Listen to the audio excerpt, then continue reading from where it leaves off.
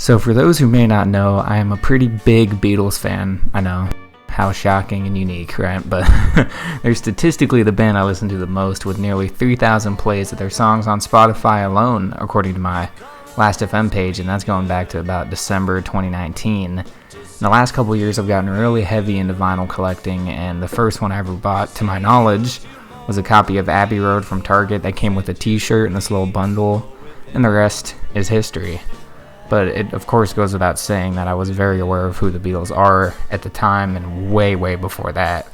But I never really got much deeper into their songs and discography other than Hey Jude and Come Together, songs like that. Now, though, I'm very much acquainted with the band's history and background, seeking out documentaries, lost tracks, and stomaching the nearly 8-hour-long Get Back documentary that just came out on Disney+. It was phenomenal. Just a lot to take in over the course of 3 days. I even have a copy of A Hard Day's Night from the Criterion Collection that has a slew of bonus features on it relating to the band. With all that, I bring you my list now of all of their core studio albums ranked. I am including Yellow Submarine. I don't know what the consensus on that is, if it actually counts or not, but I am including that. And of course, everyone will have a different opinion on this than I do, but based on what I've seen online, I think I do have a couple maybe controversial placements on my list here. And I'd like to preface this with the fact that no album of theirs is truly bad. They're just all comparatively better or worse than the next. And also, I'm not a musician. I'm not a music critic, not anything like that. Don't expect any deep music theory analysis factored into this list. I'm just a guy who's a fan of the group. So without any further ado, let's get right into it. So, starting off with Yellow Submarine, it's not even really fair to call this a Beatles album in its truest form. For starters, only 6 of the 13 tracks are even by them, with the last 7 being instrumental tracks by George Martin, which all those are pretty good, by the way. And additionally, the first and 6th tracks, Yellow Submarine and All You Need Is Love, were pulled from both Revolver and Magical Mystery Tour for use in the movie. I've never even seen the movie, but I've heard a lot of different takes on it. And for those reasons, this has to be the quote-unquote worst Beatles album for me. The tracks that are on there from the Beatles are good, though, but that's not saying much when 2 of them were already from previous albums. But I will say Hey Bulldog and It's All Too Much are definitely 2 of my favorite songs of theirs. But that's for a whole other video. Close your eyes and I'll kiss you. Coming in at number 12 is the Beatles' sophomore album with the Beatles. One that I was not a huge fan of, but I could appreciate it for what it was. And what it was classic early Beatles. All My Lovin', I Wanna Be Your Man, and others are essential early songs by them. And I respect the craftsmanship on this album, given the era and considering what they had to work with in terms of equipment and time. For reference, Please Please Me was made in literally a day. I think it was like 10 hours, and while With the Beatles it was 7 sessions over 3 months. It was still nothing compared to the mammoth process behind Sgt. Pepper's, a whopping 700 hours, which we'll definitely get into later. With the Beatles is overall a fun album to listen to and certainly is feel good. The soundtrack to the Beatles' second movie, Help, comes next on my list. A bit off topic, but if you haven't heard the album and never seen the movie, please do. It's really funny, the movie. And it also makes no sense in any way, which makes for a great time. But anyway, there are a few smash hits off this album for the Beatles, like Help, Ticket to Ride, and of course Yesterday. No other tracks really stood out to me as much except Dizzy Miss Lizzy, which is quite good, honestly. Help is a perfectly fine album, though, with more of what you'd expect from the Beatles, excluding Yesterday, which was the first and I think only track to be performed completely solo by any of the 4 members. I don't really have much else to say about this album, but I enjoyed it alongside the movie. Another album that I don't have much to say about is next on this list, and that is Beatles For Sale. Their 1964 follow-up to A Hard Day's Night. It again features a few popular songs like No Reply, I'm a Loser, and 8 Days a Week. It's one that I don't remember much else from except for the beautiful track I'll Follow the Sun. Another perfectly fine album that offers what you'd expect out of the Beatles. No complaints, just obviously not their best work in general. Also not something about the songs, but I always still get this one mix up with Rubber Soul simply because the album covers are so similar. And I don't know if that was the point because of the dichotomy of the two eras or whatever, but just an interesting thing there. I'm not sure what the general consensus is, but to me this album always seems a bit underrated in the grand scheme of Beatles history. And I know, saying that, I just placed it low on my list. But I think the reason for this is because Please Please Me can feel primitive at times compared to what they would go on to do, but that's also kind of the point. It was their first album. It's certainly an interesting case with this one, as I definitely like it, but it's hard for me to rank it a lot higher than this when put up head to head with the later albums. However, there are a lot of tracks besides the big ones like Please Please Me and I Saw Her Standing There, Twist and Shout, Love Me Do, that are very great, like Misery, Anna, and Chains. Pretty freaking good for recording 10 of the 14 tracks in a single day. Quick anecdote as well, I went to a Paul McCartney concert in 2019, and he shared a story about when they first recorded Love Me Do in front of some record label execs. He was incredibly nervous, and his voice would crack during the first few takes because he was so worried about what they would think. It was an interesting story there, so that's what I think about Please Please Me. Tell me, how did you find America? Turn left to Greenland. And going back to the soundtrack albums, next on my list is A Hard Day's Night, another movie that I would absolutely recommend watching. This is really when the list started to get difficult for me, as a lot of the upcoming albums that I'll discuss here, and even some of the previous ones, can be interchangeable depending on my mood and whatnot.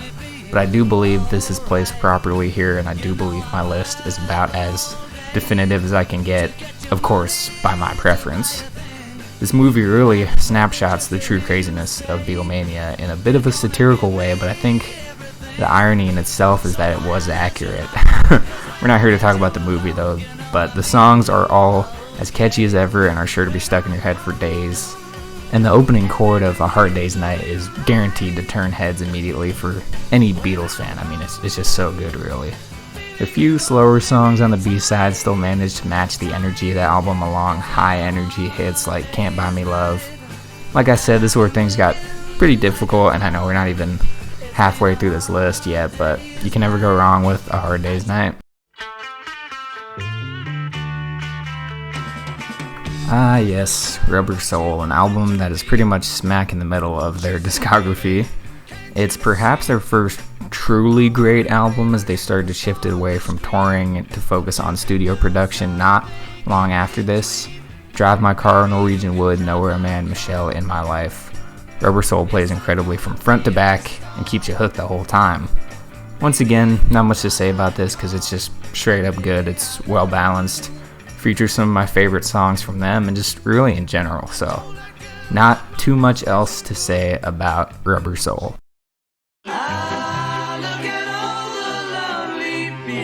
Okay, now this is where the rankings got really tough for me, and I changed around the 6 to 3 spots multiple times. Yellow Submarine, Taxman, Here, There, Everywhere, Tomorrow Never Knows. These are all songs that Revolver has to offer at my number 6 spot. This is one of their albums that I wouldn't even think about skipping a song on. I think the overall positive tone of it, with the masterful songwriting and catchiness of pretty much every song, makes this so great. It was released only a few weeks before they stopped touring, until technically the last performance, but you know what I mean. And it has really great production, and overall the songs sound very clean. Another one that there's not much else to say in the best way possible, as it really does speak for itself, one of their most iconic albums.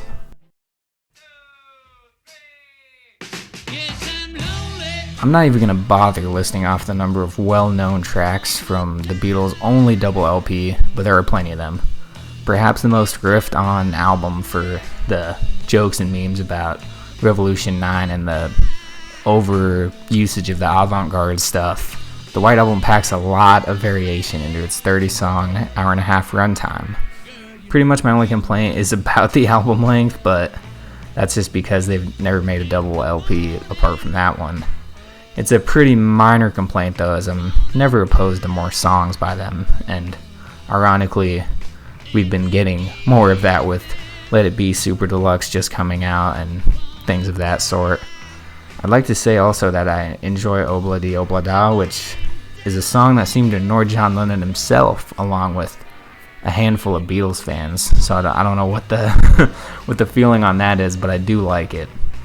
Also, Yer Blues is definitely one of my favorite songs ever, and Glass Onion is a fun nod to Magical Mystery Tour. To say the White Album is a journey is an understatement, ranging from catchy rock pop to avant-garde psychedelics. This is properly one of their top 5 albums of their illustrious career. I like this album a lot, and I have no problem admitting it. From some of the lists that I've seen, this is often ranked a lot lower for kind of being annoying and whatever, and I can totally see why, but it has some of my favorite Beatles songs and all-time songs, so I have to have it in my top 5. Strawberry Fields is Ear Candy, Hello Goodbye and Penny Lane live rent-free in my head, and All You Need Is Love and Fool on the Hill are just straight up awesome. Not everyone will be a fan of the vocals on this or the overplayed hits that came from it, but man, I just can't resist singing along to each and every track on here. I haven't seen the movie though, not that it would change my ranking, but the clips I've seen really bring to life the effort put into this album, the whole Magical Mystery Tour aspect. Also, Baby You're a Rich Man is fantastic and a great lead into the album's closer. But y'all let me know if you feel the same way about this album as I do, because I love it. When I find myself in times of trouble. Yep, Let It Be at number 3. If you've been keeping track, you'll know what albums are left, and I simply cannot justify putting this above any of those. After watching the Peter Jackson documentary, it recontextualized this album for me, and it really forced me to give it a genuine re-listen, which bumped it up to this spot on my list. When I first was doing this list, because I changed it a lot of times, as I've mentioned already, I actually had this at number 6 and had it swapped with what ended up being Revolver's spot.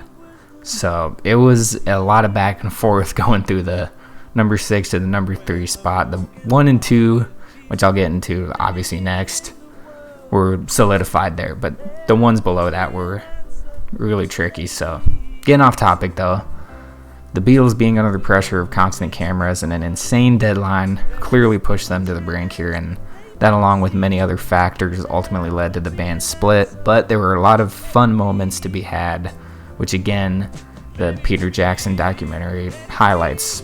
It doesn't really show a lot of the negatives for the purpose of that's been the narrative. And for those who haven't seen it, most of the 8-hour footage is them just goofing around or jamming and covering songs from some of their biggest inspirations like Chuck Berry and all those absolute legends that came before them and kind of during their time. There's a phenomenal channel that I actually found last week that breaks down that whole era and what went wrong or right. And I'll have that info in the description. They do a lot of good stuff with just the 60s in general. So if you're interested in 60s music, and specifically the Beatles, which I assume if you're watching this video you are, go check them out. But context aside, it's clearly one of their better albums. Let It Be, Across the Universe, I Me Mine, Long and Winding Road, Get Back. A lot of the other tracks are amazing as well, like Two of Us, Dig a Pony, and I've Got a Feeling, which I think I named like every track at this point. But Let It Be flows very well and provides a good listening experience for what ended up being the final songs from the Fab Four, or at least final release order. The more live-oriented thinking in this album gives it a more classic Beatles feel, while obviously showing off their greatly evolved musicianship and their songwriting ability. And that was something that stood out to me the most in the documentary, is seeing the songs form from just them messing around on a piano with whatever lyrics to forming it into a song that they could perform on the rooftop at the very end. It's really great, and originally was not a big fan of this album until I listened to it more and then really got the inside look at how this whole thing was made. That's right, Sgt. Pepper's number 2, often considered their magnum opus. Placing this any lower than 2 just wouldn't make sense, and it's for very good reasons. The monstrous 700 hours poured into this project helped solidify the Beatles as one of the greatest bands ever, and features incredibly recognizable and iconic songs. From the misinterpreted LSD anthem of Lucy in the Sky with Diamonds to the classic Ringo hit With a Little Help from My Friends, this album offers a little bit of everything for everyone. For me, it's got an energy unlike any of their other albums, especially closing with the phenomenal A Day in the Life. Sgt. Pepper's delivers song after song and makes the 40-minute runtime fly by. And I wanted to mention this as well. While it's not exactly relevant to this conversation, I have to mention the movie based on the album, made by Peter Frampton and the Bee Gees. Avoid watching it if you haven't, but it's unfortunately ingrained in my mind every time I think of this album. Anyway, Sgt. Pepper's is a true work of art that proved what the Beatles could do and so much more. Also, the song Lovely Rita gets stuck in my head on nearly a daily basis, regardless of if I've heard it that day. It's just the beginning part where they say Lovely Rita, meter maid, is just stuck in my head. Oh boy, I can make an entire video alone about Abbey Road. I mean, we're already like 15 plus minutes into this, but what can I really say that hasn't been said already? It's my most listened to album by any artist. To me, it's just the perfect album, especially for a group like them. It encompasses all of their eras into a proper final swan song for the music world. And like I mentioned, I know it's not their last album, but technically it's the last one they worked on. So, to me, it's their last one. And it's just so perfect. For example, the energy of Oh Darling reminds me of their early stuff, and just really the early 60s kind of era in general with the ballroom type music. Songs like Octopus's Garden are reminiscent of Magical Mystery, which wasn't long before this, but still. And then the whole B-side is like a white album compressed into one side. So apart from literally every track, some of my favorites include Something, Here Comes the Sun, and I Want You, She's So Heavy, which I could quite literally listen to the droning guitar and bass parts for hours. I mean, it's so hypnotic. And I gotta shout out Maxwell Silverhammer because it's too funny to not like it. You gotta check out Steve Martin's rendition of it though, from the ill-fated and previously mentioned Sgt. Pepper movie. Don't watch the whole thing though, but that part is interesting to say the least. The end of the album is easily the best part, with the trio of Golden Slumbers, Carry That Weight, and the end finishing off the whole thing, followed by Her Majesty, which used to kind of annoy me that it was even on the album, and technically it's not supposed to be, but it's grown on me for sure. And of course you can't talk about Abbey Road without mentioning the famous closing line from the end, which technically ended up being their last song, I believe. Quote, "And in the end, the love you take is equal to the love you make," end quote. And I get chills every time I hear that. It's just the perfect way to end that song, to end the album, to end the group, all coming together.